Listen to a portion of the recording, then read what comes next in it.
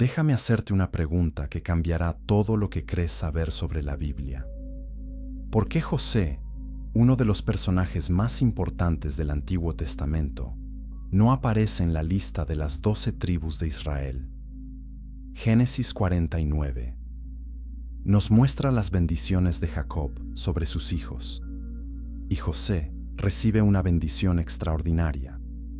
Pero cuando leemos la lista de las tribus en el libro de Números, su nombre ha desaparecido. La mayoría de las personas asumen que las 12 tribus siempre fueron las mismas 12 personas. Pero la historia bíblica revela algo mucho más complejo y fascinante. En este viaje descubriremos por qué José recibió un honor que ninguno de sus hermanos obtuvo, cómo su legado se multiplicó de manera sobrenatural, y qué nos enseña esto sobre los caminos misteriosos de Dios. Y una vez que entendamos esta primera capa, la verdadera historia comenzará. José es el 11º hijo de Jacob. Su madre es Raquel, la esposa amada por la cual Jacob trabajó 14 años completos. La historia de José ocupa más capítulos en Génesis que cualquier otro patriarca individual. Desde Génesis 37 hasta Génesis 50, la narrativa bíblica se enfoca intensamente en este joven hebreo que pasó de ser un hijo favorecido a un esclavo traicionado y finalmente a un gobernador poderoso. Pero aquí está el enigma que desconcierta a muchos lectores. Cuando Moisés enumera las tribus en el desierto, cuando Josué divide la tierra prometida, cuando los profetas hablan de Israel, el nombre de José raramente aparece como tribu. En su lugar encontramos dos nombres diferentes, Efraín y Manasés. ¿Quiénes son estos personajes? ¿Por qué reemplazan a su padre? ¿Y qué significa esto para entender la estructura de Israel? La respuesta a este misterio nos lleva a uno de los momentos más dramáticos y proféticos del libro de Génesis. Nos revela un patrón que Dios repite una y otra vez a través de las Escrituras. Nos muestra cómo el sufrimiento extremo puede transformarse en bendición multiplicada. Y nos enseña que los planes de Dios frecuentemente desafían nuestras expectativas humanas. Este no es simplemente un detalle técnico sobre genealogías antiguas. Es una historia de traición y perdón, de esclavitud y libertad, de muerte y resurrección simbólica. Es la historia de cómo un hombre rechazado por sus hermanos se convirtió en el salvador de toda su familia. Y es la historia de cómo ese hombre recibió no una porción de herencia, sino dos. Los expertos bíblicos han debatido durante siglos las implicaciones de esta estructura tribal única. Algunos ven en ella una compensación divina por los años de sufrimiento de José. Otros identifican un patrón profético que apunta hacia verdades más profundas sobre la elección divina. Hay quienes argumentan que la duplicación de la herencia de José representa el cumplimiento literal de la ley del primogénito, a pesar de que José no era técnicamente el primer hijo. La tradición judía ha interpretado este arreglo como evidencia del favor especial de Dios sobre José. Pero la pregunta permanece: ¿por qué Dios escogió este método particular para honrar a José? ¿Y qué nos perdemos cuando no entendemos la historia completa? Para responder estas preguntas, necesitamos viajar atrás en el tiempo. Necesitamos entender quién era José antes de convertirse en gobernador de Egipto. Necesitamos ver a través de los ojos de sus hermanos, sentir la tensión familiar que existía en las tiendas de Jacob y comprender las fuerzas que pusieron en marcha una de las historias más dramáticas de toda la Biblia. Necesitamos entender por qué 11 hermanos decidieron destruir a uno solo. Y necesitamos ver cómo Dios tomó esa destrucción y la transformó en salvación para toda una nación. Porque la historia de José no es realmente sobre tribus y genealogías. Es sobre el poder redentor de Dios trabajando a través de las circunstancias más oscuras. Es sobre cómo el rechazo humano se convierte en elección divina. Y es sobre cómo aquellos que sufren injustamente a menudo reciben recompensas que sobrepasan todo entendimiento. Suscríbete a este canal si quieres descubrir los misterios ocultos en las Escrituras que la mayoría de los cristianos nunca conocen. Vamos a desentrañar esta historia capa por capa y lo que descubriremos te dejará asombrado. Pero primero, necesitamos conocer al joven que comenzó todo esto. Capítulo 2. El hijo amado del destino. José nace después de años de esterilidad de su madre Raquel. Génesis 30, 22 a 24, registra que Dios finalmente escuchó las oraciones de Raquel y abrió su matriz. Ella nombra a su hijo José, que significa que él añada, expresando su deseo de tener otro hijo. Este contexto de espera y milagro marca a José desde su nacimiento como alguien especial. Jacob ama a José más que a todos sus otros hijos, porque es el hijo de su vejez y el primer fruto de su esposa amada. Este favoritismo no es secreto, es visible, no tangible y profundamente ofensivo para los otros hermanos. La Escritura nos dice en Génesis 37:3 que Jacob hizo para José una túnica de colores, una prenda ornamentada que indica estatus especial. Esta túnica es más que simple vestimenta. Es una declaración pública de que José ocupa un lugar único en el corazón de su padre. Los eruditos debaten el significado exacto de esta túnica especial. Algunas traducciones la llaman túnica de muchos colores, mientras otras la describen como túnica larga con mangas. La versión Septuaginta griega usa una palabra que sugiere una prenda que llega hasta los tobillos y las muñecas. Lo importante no es el diseño exacto, sino lo que representa. En la cultura antigua del Medio Oriente, la ropa de una persona comunicaba su identidad y su posición social. Los trabajadores usaban túnicas cortas que permitían movimiento libre. Las túnicas largas y ornamentadas eran para personas de alto estatus que no realizaban trabajo manual. Al darle esta túnica a José, Jacob esencialmente declara que José no trabajará en los campos como sus hermanos. José es apartado para algo diferente. José es el heredero especial, y los hermanos lo entienden perfectamente. La tensión familiar se intensifica cuando José comienza a tener sueños proféticos. Génesis 37, 5 a 11, registra dos sueños que José comparte imprudentemente con su familia. En el primer sueño, José y sus hermanos están atando gavillas en el campo, cuando la gavilla de José se levanta y las gavillas de sus hermanos se inclinan ante ella. El simbolismo es obvio y ofensivo. José está prediciendo que sus hermanos lo servirán. Pero José no se detiene ahí. Comparte un segundo sueño aún más audaz. Esta vez el sol, la luna y 11 estrellas se inclinan ante él. Este sueño incluye no solo a sus hermanos, sino también a sus padres. Incluso Jacob, quien favorece a José, lo reprende por este sueño. ¿Acaso tu madre, tus hermanos y yo vendremos a postrarnos en tierra ante ti?, pregunta Jacob en Génesis 37:10. Pero nota algo crucial aquí. La Escritura dice que Jacob guardó el asunto en su corazón. Jacob reprende a José públicamente, pero internamente reconoce que estos sueños podrían ser genuinos. Jacob conoce de primera mano cómo Dios habla a través de sueños. Su propio padre Isaac recibió promesas divinas. Su abuelo Abraham vio visiones.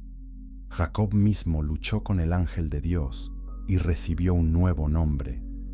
Así que mientras los hermanos hierven de ira, Jacob espera y observa. Él sabe que Dios tiene un historial de trabajar a través de los miembros más jóvenes de la familia. Él mismo recibió la bendición que debería haber ido a su hermano mayor Esaú. Y ahora su hijo José, número 11 de 12, recibe sueños de grandeza futura.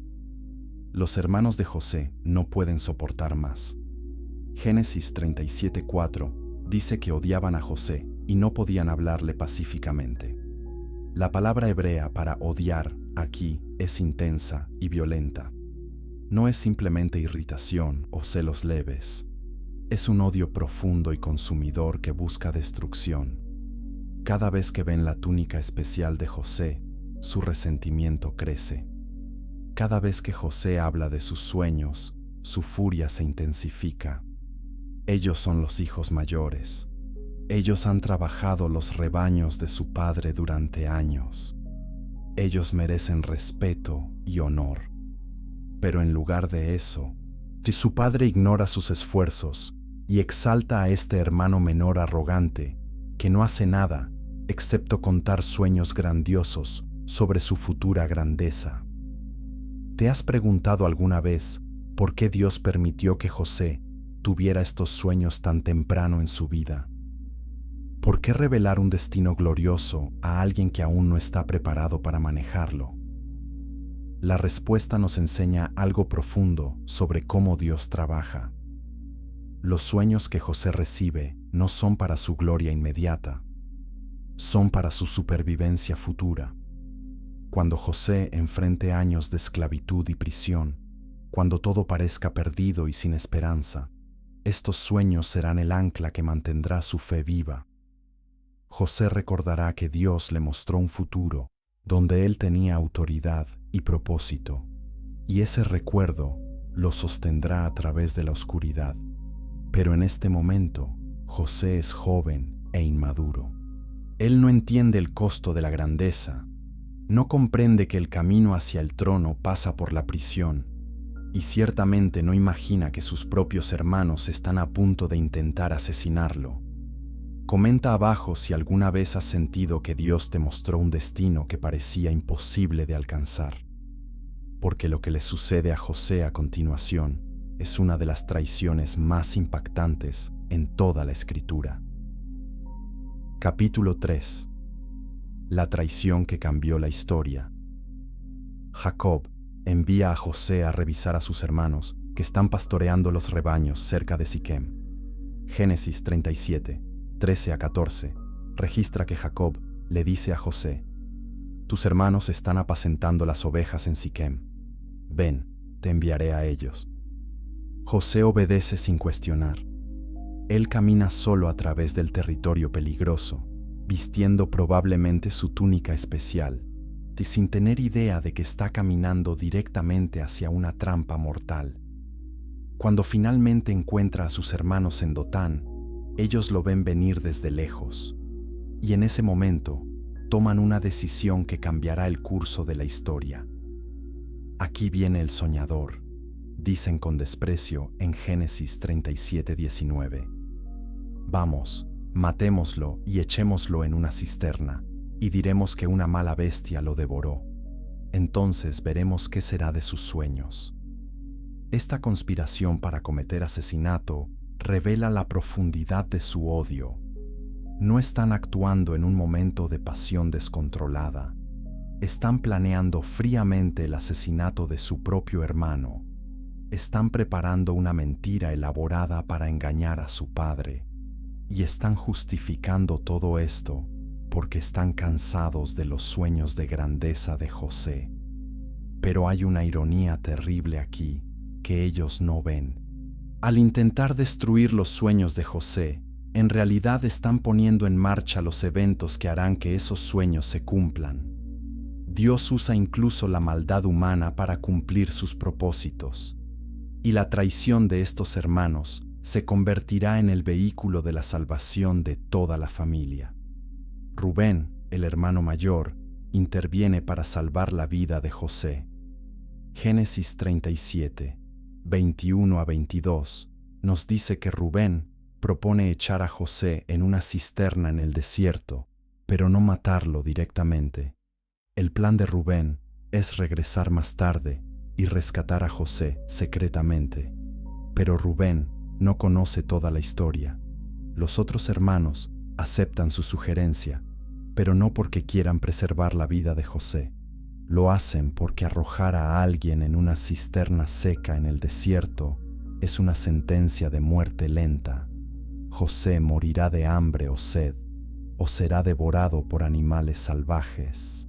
Así los hermanos técnicamente no habrán derramado su sangre directamente, pero el resultado será el mismo. Cuando José llega, los hermanos actúan rápidamente.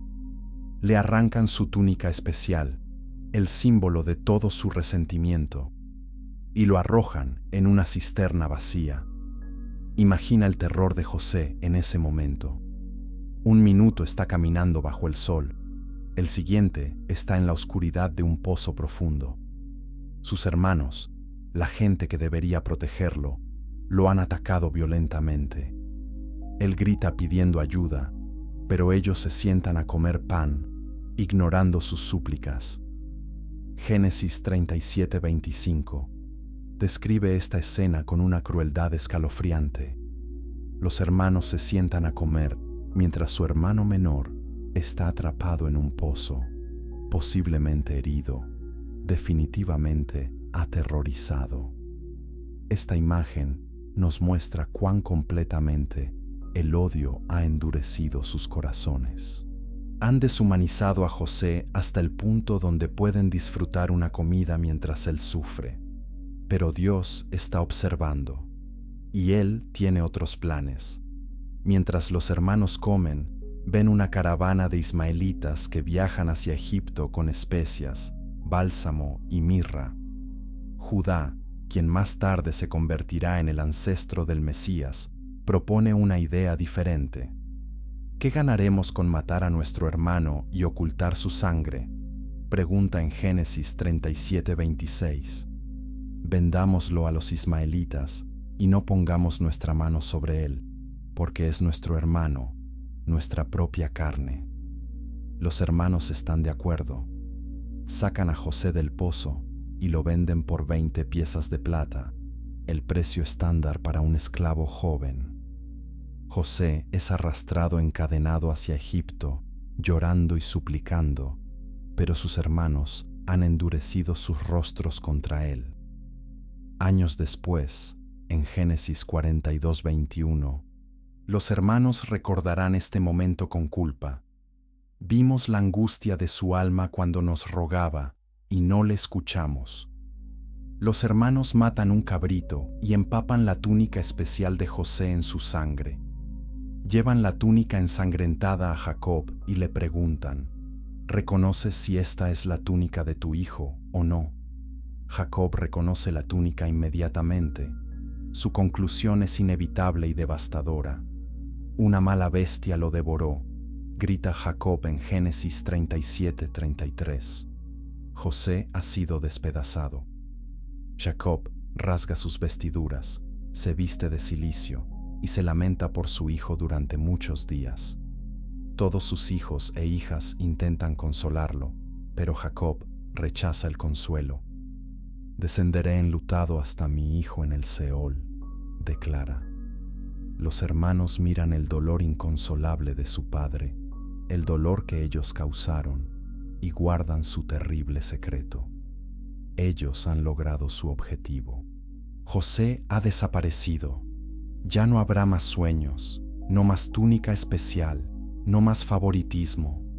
Pero el costo de su victoria es vivir con la mentira y observar a su padre destruido por el dolor. Dale like a este video si la historia de José te ha conmovido alguna vez, porque lo que sucede a continuación muestra cómo Dios trabaja en formas que nunca esperaríamos. Capítulo 4. Esclavo, prisionero, gobernador. José llega a Egipto como esclavo. Génesis 37:36 nos dice que los mercaderes madianitas lo venden a Potifar, un oficial del faraón y capitán de la guardia. José tiene 17 años cuando es arrancado de su hogar y familia. Ahora está en una tierra extranjera donde no conoce el idioma, no entiende las costumbres y no tiene derechos legales. Está solo, asustado y ha perdido todo lo que alguna vez tuvo. Pero aquí la narrativa bíblica nos muestra algo extraordinario. Génesis 39:2 declara: Pero el Señor estaba con José, y éste llegó a ser un hombre próspero. A pesar de la traición, a pesar de la esclavitud, a pesar de la injusticia extrema, Dios no abandona a José, y esta presencia divina cambia todo. Potifar nota algo diferente en José. Este joven esclavo hebreo trabaja con excelencia, muestra integridad inusual, tiene una sabiduría que va más allá de sus años. Génesis 39, 3-4, registra que Potifar vio que el Señor estaba con José y que el Señor hacía prosperar todo lo que José hacía. Entonces, Potifar promueve a José hasta hacerlo supervisor de toda su casa. José administra las propiedades de Potifar, gestiona sus finanzas, supervisa a los otros sirvientes. Potifar confía tan completamente en José que no se preocupa por nada excepto el alimento que come. La Escritura añade un detalle interesante en Génesis 39:6. José era de bella presencia y hermoso semblante. Este detalle parece menor, pero se vuelve crucial para lo que sucede después. La esposa de Potifar nota a José. Día tras día, ella observa a este joven administrador hermoso y competente trabajando en su casa, y ella desarrolla un deseo sexual intenso por él.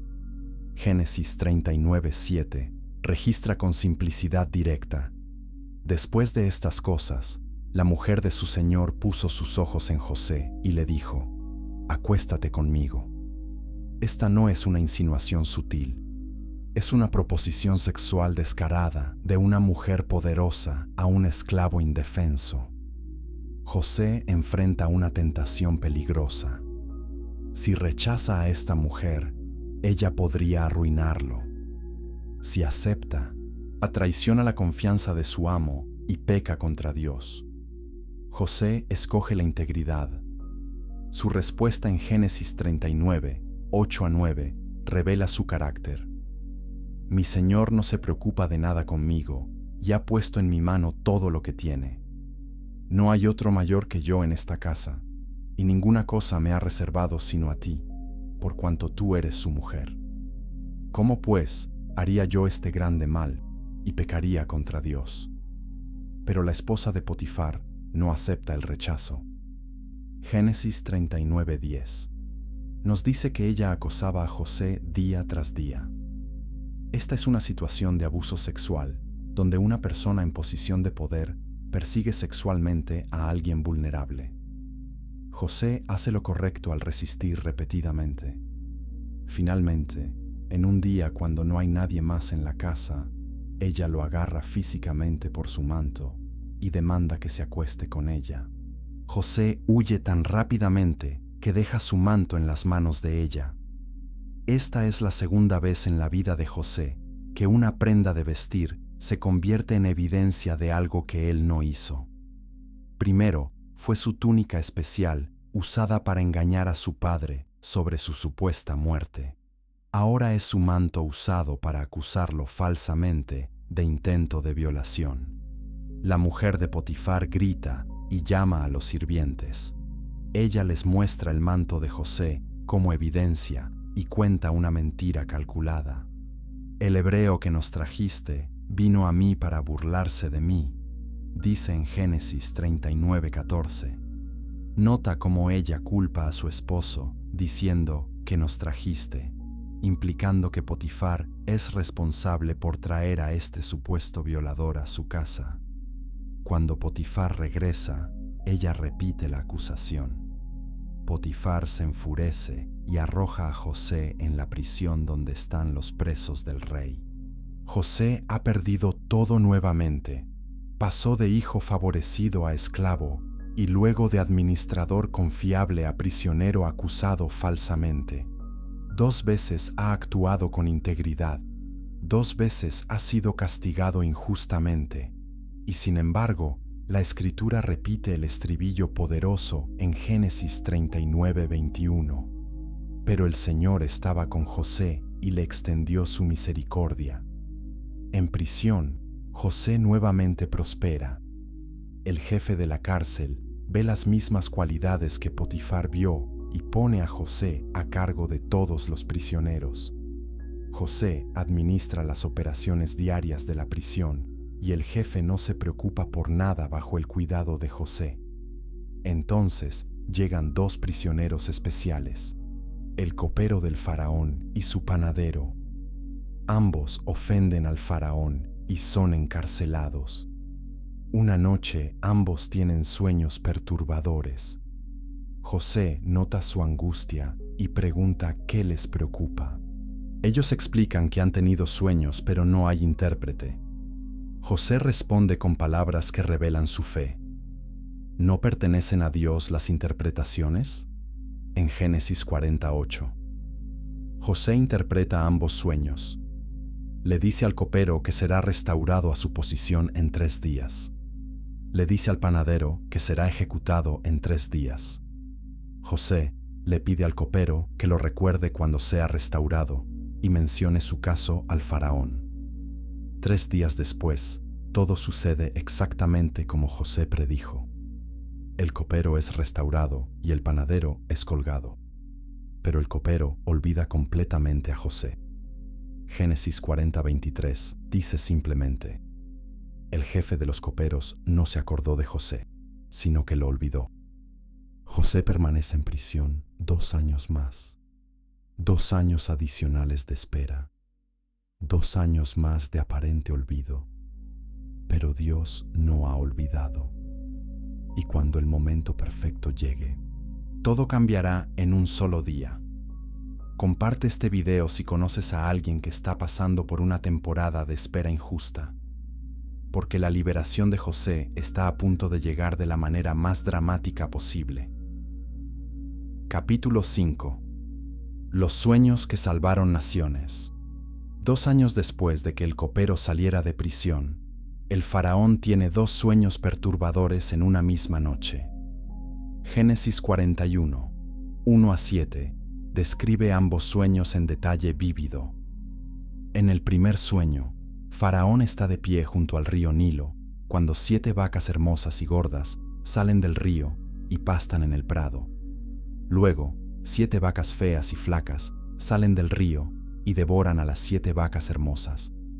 En el segundo sueño, 7 espigas de grano llenas y buenas crecen en una sola caña.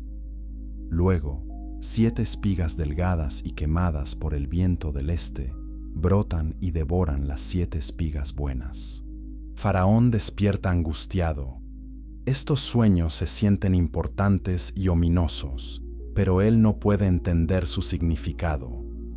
Por la mañana, Faraón convoca a todos los magos y sabios de Egipto. Estos son los expertos profesionales en interpretación de sueños, hombres entrenados en las artes adivinatorias egipcias. Faraón les cuenta sus sueños, pero Génesis 41:8 registra que ninguno de ellos pudo interpretarlos. Los sueños de Faraón vienen de Dios, y la sabiduría humana no puede descifrar el mensaje divino. Es en este momento de desesperación real que el copero finalmente recuerda a José. Él le dice al faraón sobre el joven hebreo en la prisión que interpretó correctamente su sueño años atrás. Faraón inmediatamente manda llamar a José. Los guardias sacan rápidamente a José de la mazmorra. José se afeita, se cambia de ropa y es llevado ante la presencia del hombre más poderoso del mundo conocido. Faraón le dice a José: he tenido un sueño y no hay quien lo interprete, pero he oído decir de ti que cuando oyes un sueño lo puedes interpretar. La respuesta de José en Génesis 41:16 revela su humildad y su fe. No está en mí, Dios será el que dé respuesta propicia al faraón. José no se atribuye crédito. Él reconoce públicamente que cualquier interpretación verdadera viene de Dios, no de habilidad humana. Esta honestidad y humildad impresionan a Faraón. El faraón cuenta sus 2 sueños a José, y José inmediatamente entiende su significado porque Dios se lo revela. José explica que ambos sueños son en realidad el mismo mensaje repetido 2 veces.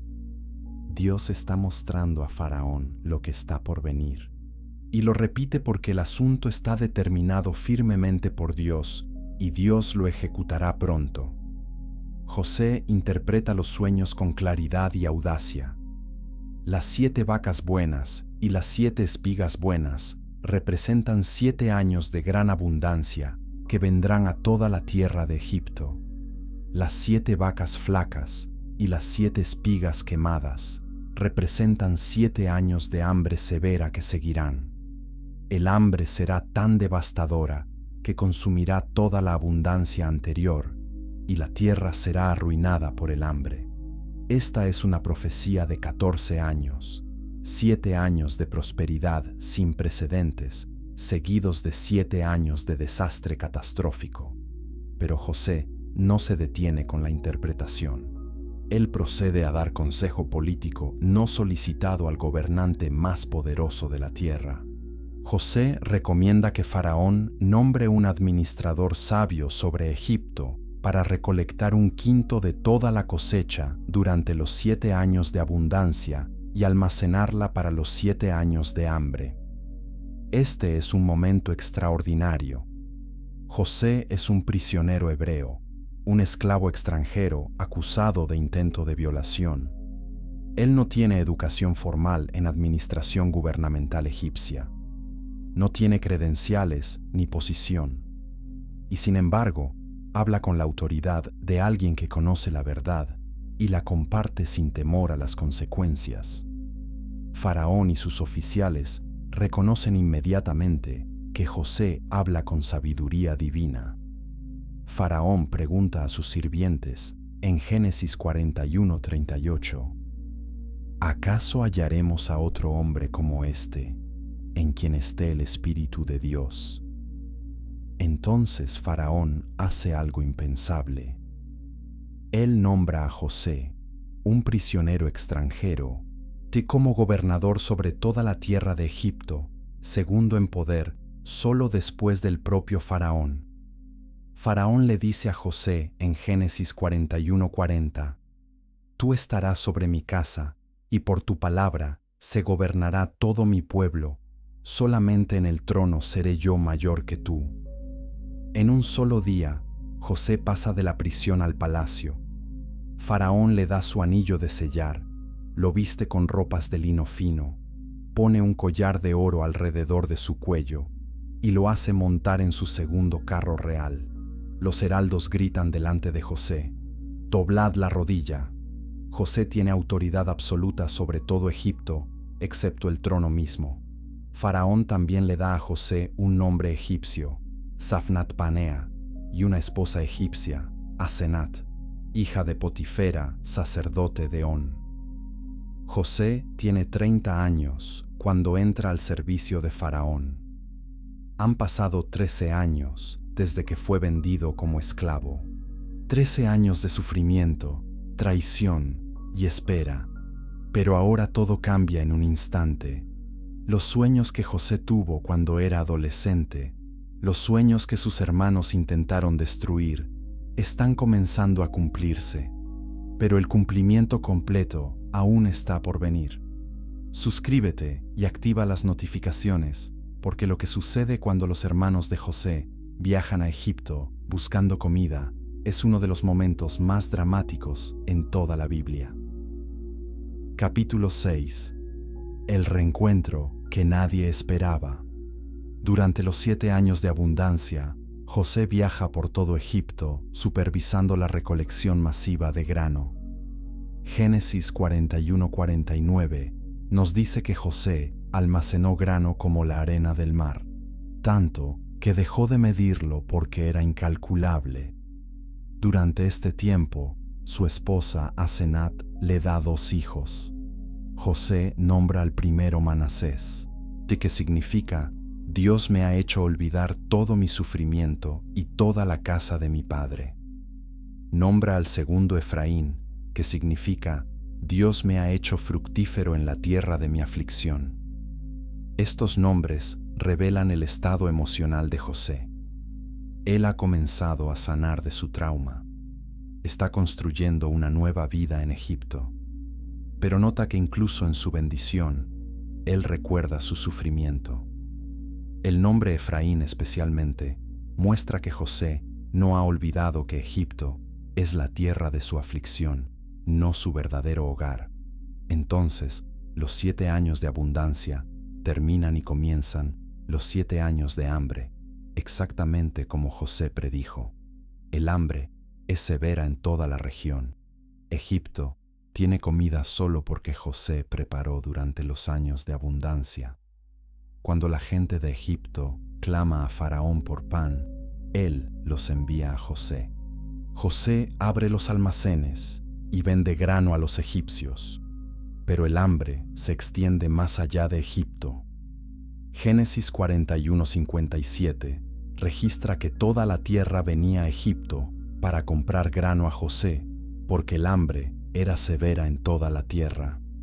Esta hambruna global significa que eventualmente, inevitablemente, la familia de José en Canaán enfrentará la crisis, y cuando lo hagan, tendrán que venir a Egipto buscando ayuda, tendrán que presentarse ante el gobernador egipcio, tendrán que inclinarse ante José.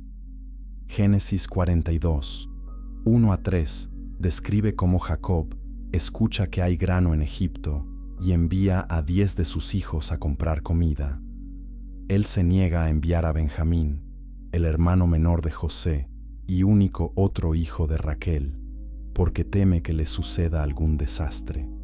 Entonces, los 10 hermanos mayores viajan a Egipto y se presentan ante José, el gobernador que controla la distribución de grano. Los hermanos se inclinan ante José con sus rostros en tierra, exactamente como el primer sueño de José predijo más de 20 años atrás. José reconoce inmediatamente a sus hermanos, pero ellos no lo reconocen a él. ¿Cómo podrían? La última vez que lo vieron era un adolescente hebreo llorando mientras era arrastrado, encadenado por mercaderes de esclavos. Ahora es un hombre de 30 y tantos años, vestido con ropas egipcias reales, hablando egipcio, ejerciendo poder absoluto. La transformación es completa.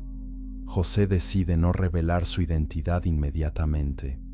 En cambio, comienza un proceso psicológico complejo para probar a sus hermanos. Él les habla duramente a través de un intérprete, acusándolos de ser espías que vienen a ver los puntos débiles de Egipto. Los hermanos niegan la acusación y explican que son 12 hermanos, hijos de un hombre en Canaán, que el menor está con su padre y uno ya no existe. José insiste en que deben probar su historia trayendo a su hermano menor a Egipto. Pone a todos en prisión por 3 días. Luego modifica su demanda. 9 pueden regresar a casa con grano, pero uno debe permanecer como rehén hasta que traigan al hermano menor. Los hermanos están aterrorizados y en su terror comienzan a confesar. Génesis 42, 21-22 registra su conversación entre ellos, sin saber que José entiende hebreo. Verdaderamente hemos pecado contra nuestro hermano, se dicen unos a otros, pues vimos la angustia de su alma cuando nos rogaba y no le escuchamos. Por eso ha venido sobre nosotros esta angustia. Rubén añade, no os hablé yo y dije, no pequéis contra el joven, pero no escuchasteis. Ahora su sangre nos es demandada. José escucha a sus hermanos confesando su culpa por lo que le hicieron hace más de 20 años. Él se aparta de ellos y llora. Este es el primer indicio de la tormenta emocional dentro de José. Él tiene el poder de vengarse completamente. Podría ordenar su ejecución con una palabra, pero en lugar de eso llora. El dolor, el perdón, la lucha interna, todo se mezcla en este momento. José regresa después de componer su rostro y escoge a Simeón para quedarse como rehén. Ordena que los sacos de sus hermanos sean llenados con grano, pero secretamente ordena que el dinero de cada hombre sea devuelto en su saco. Los hermanos salen de Egipto confundidos y asustados. Cuando se detienen para pasar la noche, uno de ellos abre su saco y descubre su dinero. ¿Qué es esto que Dios nos ha hecho?, gritan en Génesis 42:28. Cuando llegan a casa y cuentan todo a Jacob, él está devastado. Me habéis privado de mis hijos, lamenta Jacob. José no aparece, Simeón tampoco, y a Benjamín queréis llevar. Contra mí son todas estas cosas. Jacob se niega rotundamente a enviar a Benjamín a Egipto, pero el hambre continúa. Eventualmente no tienen opción, y cuando finalmente regresan con Benjamín, José preparará una prueba final que revelará si sus hermanos han cambiado realmente. Comenta abajo qué habrías hecho si estuvieras en el lugar de José, porque lo que sucede en el siguiente encuentro revelará verdades profundas sobre el perdón, la redención y el carácter transformado. Capítulo 7. La adopción que desafió la tradición. Después de una serie de encuentros dramáticos, donde José finalmente revela su identidad a sus hermanos aterrorizados, él los perdona y los invita a traer a toda la familia a Egipto. Jacob, al escuchar que José está vivo y es gobernador de Egipto, casi no puede creerlo. Pero cuando ve los carros que José envió para transportar a la familia, su espíritu revive. Basta, dice Jacob en Génesis 45:28. José mi hijo vive todavía. Iré y lo veré antes que yo muera. Jacob, quien ahora tiene el nombre Israel dado por Dios, viaja a Egipto con toda su casa, sus hijos, sus nietos, sus rebaños y posesiones. Génesis 46:27 registra que toda la familia de Jacob que vino a Egipto fueron 70 personas. José sale a encontrarse con su padre. Cuando se ven, José se abraza al cuello de su padre y llora durante mucho tiempo. Jacob dice: ahora puedo morir, ya que he visto tu rostro y sé que aún vives. José instala a su familia en la tierra de Gosén, la mejor región de Egipto para pastoreo. Jacob vive en Egipto 17 años. Cuando tiene 147 años, sabe que se acerca su muerte. Génesis 47:29 registra que Jacob llama a José y le hace prometer que no lo enterrará en Egipto, sino que lo llevará de regreso a la tierra de sus padres. José promete hacerlo. Algún tiempo después, le informan a José que su padre está enfermo. José toma a sus dos hijos, Manasés y Efraín, y va a visitar a su padre moribundo. Cuando Jacob escucha que José viene, reúne sus fuerzas y se sienta en su cama. Lo que sucede a continuación es uno de los actos más sorprendentes y proféticos en todo el libro de Génesis. Jacob le dice a José en Génesis 48:5: ahora pues, tus dos hijos que te nacieron en la tierra de Egipto, antes de que yo viniera a ti, a Egipto, míos son. Efraín y Manasés serán míos, como Rubén y Simeón. Esta es una declaración legal de adopción. Jacob está tomando a los dos hijos de José y haciéndolos suyos propios. Está elevándolos al nivel de sus propios hijos. Esto significa que Efraín y Manasés no serán simplemente nietos en la línea de José. Ellos se convertirán en hijos de Jacob con plenos derechos de herencia. En efecto, Jacob está dando a José una doble porción de herencia. En lugar de una tribu descendiente de José, habrá dos tribus, Efraín y Manasés. Esta es la respuesta a nuestro misterio original. Por eso José no aparece como una tribu. Su herencia fue dividida entre sus dos hijos, quienes se convirtieron en tribus completas por derecho propio. Pero ¿por qué Jacob hace esto? Los eruditos han propuesto varias explicaciones. Algunos argumentan que Jacob está otorgando a José el derecho de primogenitura que normalmente habría ido a Rubén, el primer hijo. Rubén perdió este derecho debido a su pecado registrado en Génesis 35:22, cuando se acostó con Bila, la concubina de su padre. Primera de Crónicas 5, 1-2, confirma esta interpretación. Los hijos de Rubén, primogénito de Israel, pues él era el primogénito, pero como violó el lecho de su padre, su primogenitura fue dada a los hijos de José, aunque Judá llegó a ser el más fuerte entre sus hermanos, y de él salió el príncipe. El derecho de primogenitura fue de José. La doble porción era el derecho tradicional del hijo primogénito. Al darle 2 tribus en lugar de una, Jacob está formalmente otorgando a José este estatus especial. Otros estudiosos ven en este acto una recompensa divina por el sufrimiento de José. José perdió años de su vida debido a la traición de sus hermanos. Sufrió como esclavo y prisionero inocente. Pero Dios no solo restauró a José, sino que lo compensó abundantemente. Romanos 8:28. Promete que Dios hace que todas las cosas obren para bien de los que lo aman. La vida de José es una ilustración perfecta de este principio. Su sufrimiento no fue desperdiciado. Fue transformado en bendición multiplicada. También hay una dimensión profética en la adopción de Jacob. Al bendecir a estos 2 niños nacidos en Egipto, Jacob está declarando que la identidad de Israel no se limita a aquellos nacidos en la tierra prometida. Efraín y Manasés nacieron en tierra extranjera de madre egipcia, pero son completamente integrados en el pueblo del pacto. Esto prefigura la inclusión futura de gentiles en el plan redentor de Dios.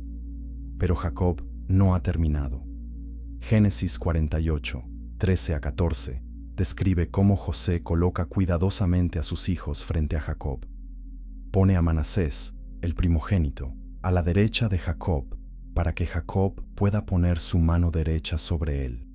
Pone a Efraín, el menor, a la izquierda de Jacob. En la cultura antigua, la mano derecha representa la bendición mayor. José está asegurándose de que su hijo mayor reciba la bendición primaria según la costumbre. Pero entonces sucede algo inesperado. Jacob cruza sus brazos deliberadamente, poniendo su mano derecha sobre la cabeza de Efraín el menor y su mano izquierda sobre la cabeza de Manasés el mayor. Este cruce de manos es intencional y profético, y nos lleva al siguiente capítulo de nuestra historia. Dale like si esta historia de adopción y bendición te ha mostrado algo nuevo sobre cómo Dios trabaja, porque lo que Jacob hace a continuación establece un patrón que cambiará el curso de la historia de Israel. Capítulo 8. El cruce de manos.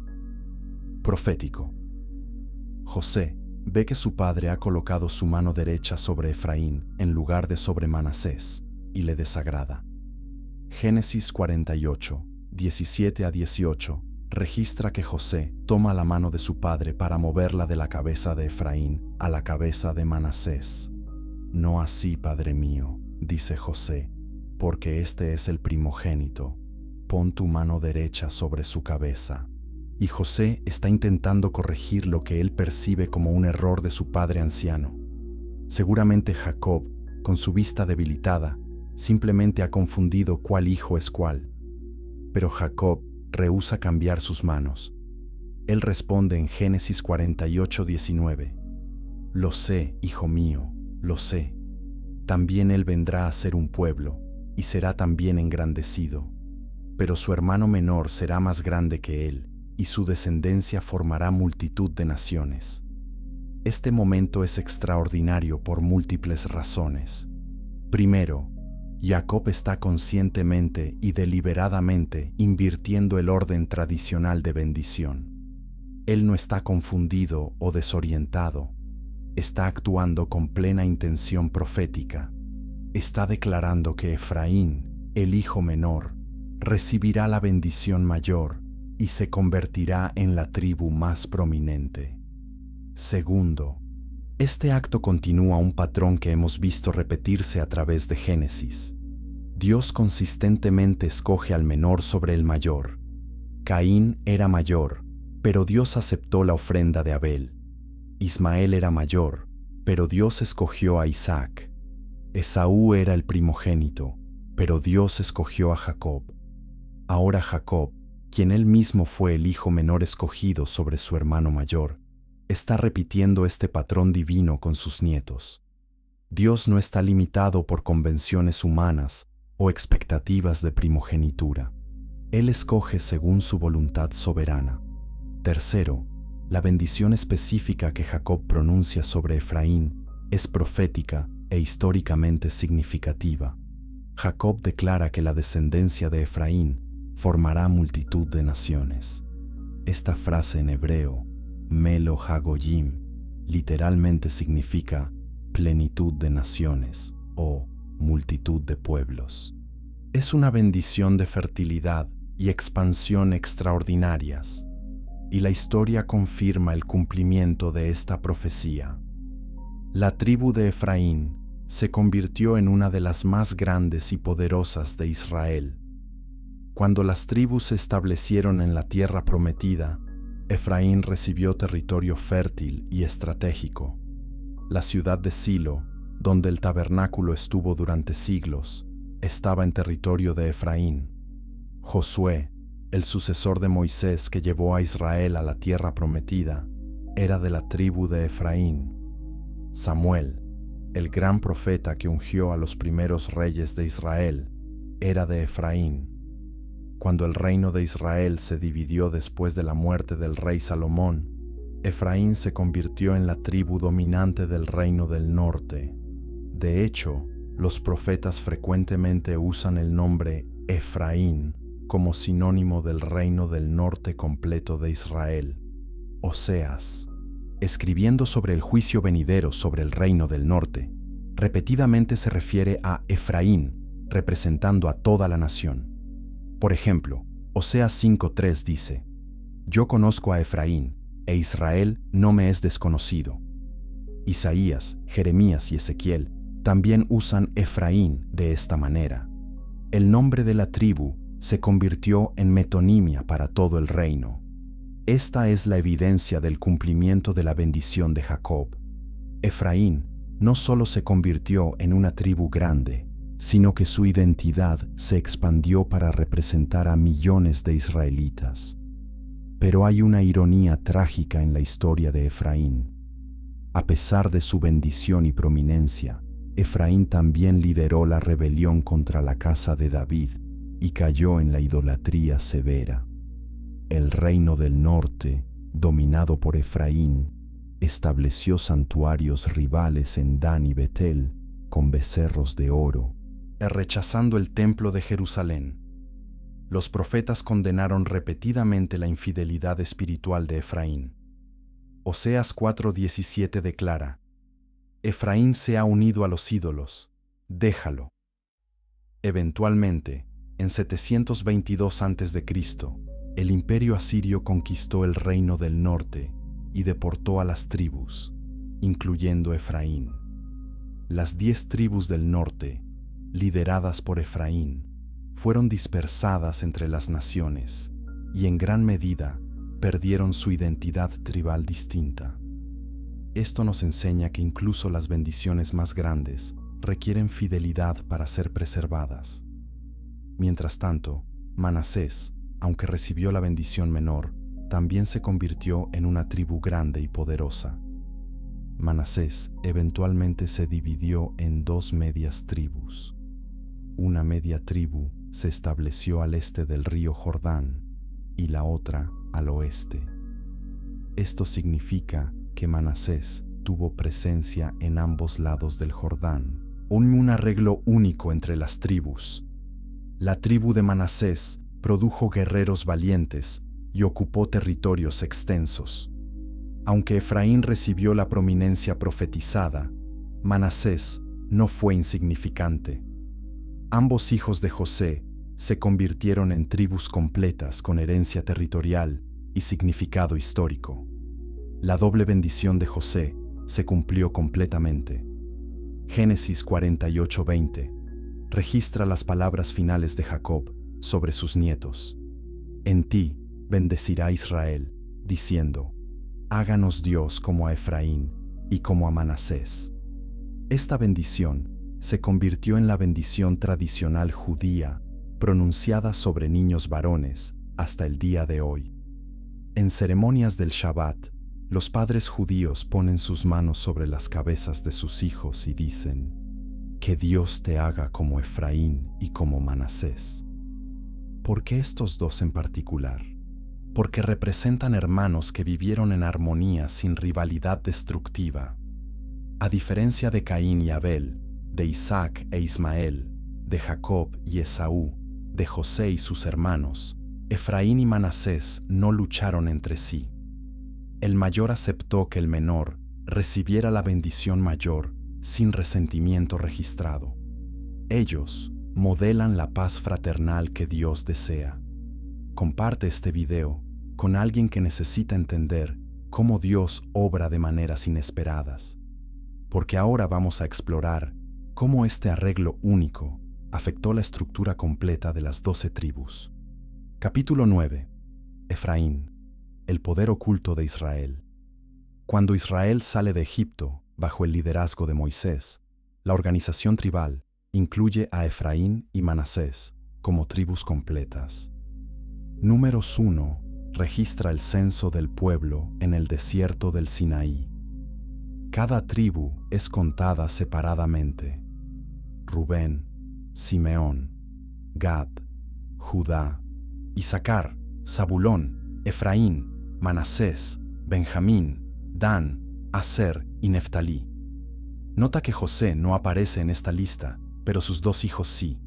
El número total de hombres de guerra es más de 600,000, indicando una población total de probablemente 2 millones o más. Entre estas tribus, Efraín cuenta con 40,500 hombres, mientras que Manasés cuenta con 32,200. Desde el principio, Efraín muestra números mayores, cumpliendo parcialmente la profecía de Jacob. Números 2 describe cómo las tribus acampaban alrededor del tabernáculo durante su tiempo en el desierto. Las tribus estaban organizadas en 4 divisiones de 3 tribus cada una, posicionadas al norte, sur, este y oeste del tabernáculo.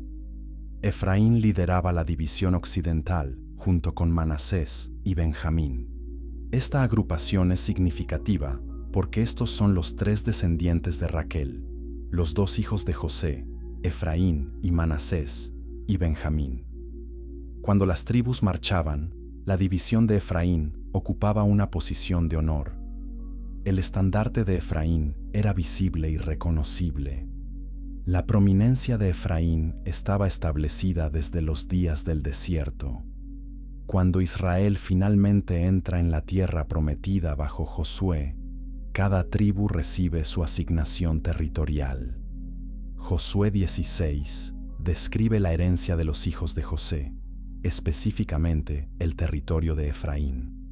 La tribu de Efraín recibe tierra fértil en el centro de Canaán, incluyendo las colinas ricas que se convertirían en el corazón geográfico de Israel.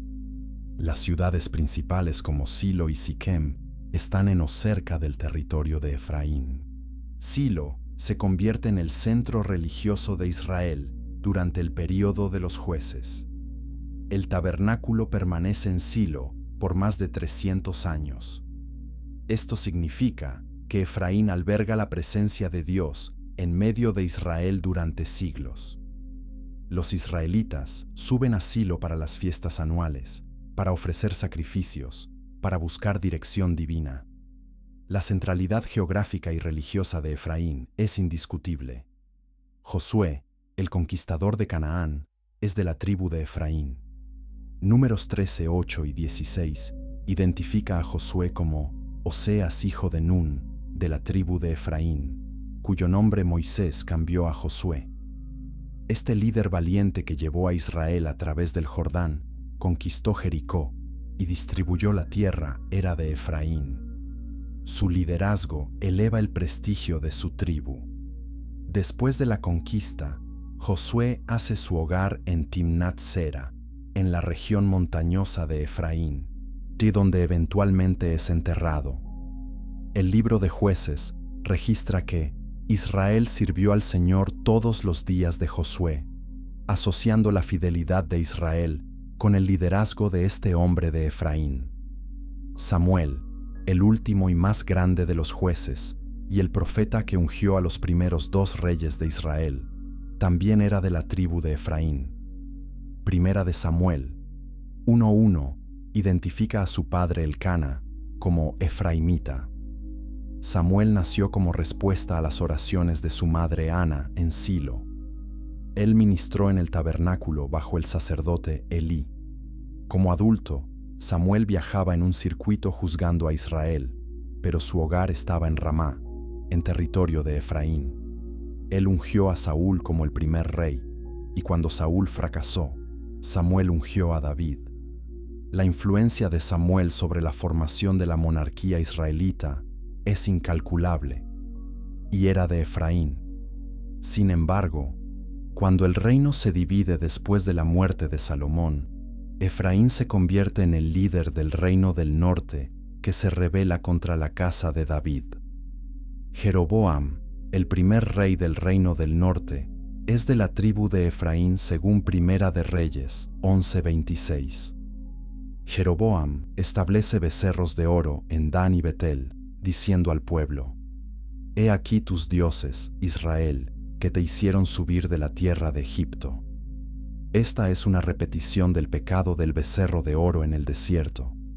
Jeroboam hace esto por razones políticas, para evitar que su pueblo vaya a Jerusalén para adorar, temiendo que sus corazones se vuelvan al rey de Judá. Pero en el proceso, institucionaliza la idolatría y condena al reino del norte a casi 2 siglos de apostasía.